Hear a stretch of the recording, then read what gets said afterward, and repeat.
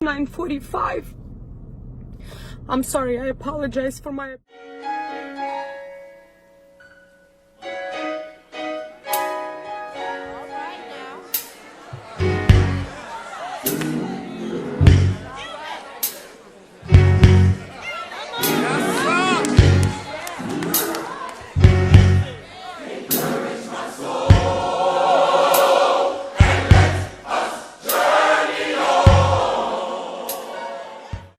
I feel strongly to share something with you all, and I know that you have been aware of what is happening in Kabul in Afghanistan right now, and I pray that you take this matter so seriously that we just link hands and bow down our heads, our hearts, our bodies before God, and we plead and we stand in prayer for our brothers and sisters, for the underground church, for the women, for the children in Afghanistan.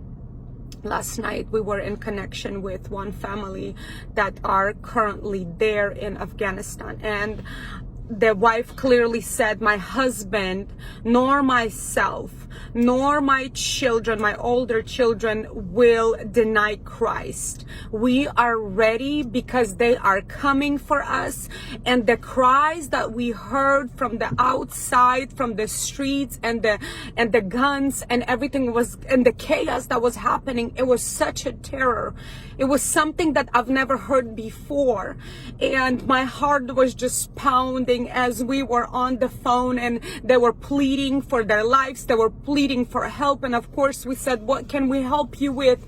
And they said, I kid you not, we could feel the prayers. We could feel the church praying because the boldness is arising and our faith is arising, and we are ready to face what is coming.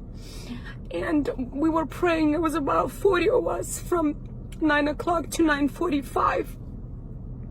I'm sorry, I apologize for my appearance and for what I'm feeling, because it is so real and it's so raw, and it's such a reality that we're facing right now. And we were praying, we were raging a war, we were standing, we were declaring, we were praying for the women, for the children, because we know what will happen to them. We'll know what the results will be if they will be captured by Taliban. And we were just interceding. We're praying for the oppressors, we're praying for the government, and we're just interceding so boldly and in fire. And all of a sudden everything just stops. The prayer stops, and I begin to sing.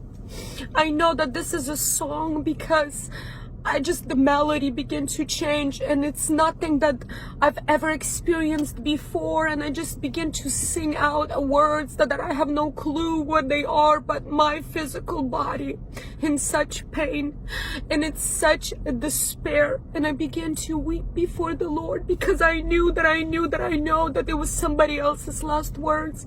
It was somebody else's last breath. It was the time when they get to meet their Maker. And I wept there for another hour. I couldn't sleep until like 2 o'clock in the morning, and I was just in such pain. And today I've heard from Michelle that we no longer could get in contact with that Christian family that belonged to the underground church. We no longer hear from them. They're no longer with us. I urge each one of you who hear this message, this is only one story, but it's all over the internet, so you cannot say that I've never heard that. There's one duty that we could do as believers, is stand with them and pray with them and intercede with them. Just link our hands. One thing that really stood out to me last night, as she was holding her toddler, and I think he was about 4 years old, and there was a little girl about 6 years old. She goes like, they cannot make their decisions for themselves. But clearly our older kids said, no, we will not deny Christ. But she goes like, I cannot leave my children to the Taliban. I know what will happen to them. I know what will happen to them. And the fear and the pain in the mother's eyes, I'm calling on all the mothers. Raise up your voices. Raise up your voices right now and plead with us and pray with us and intercede with us, because we know that our brothers and sisters in Afghanistan, they need us. They need us. They need our prayers. May God bless you, and may Holy Spirit speak to you. Do not be silent. Do not be silent, and go on with your business. Go on with your life, with your pretty life. When you have roof over your head, when you have food on the table, when there's no war and no bullets flying. Do not be silent. God bless you.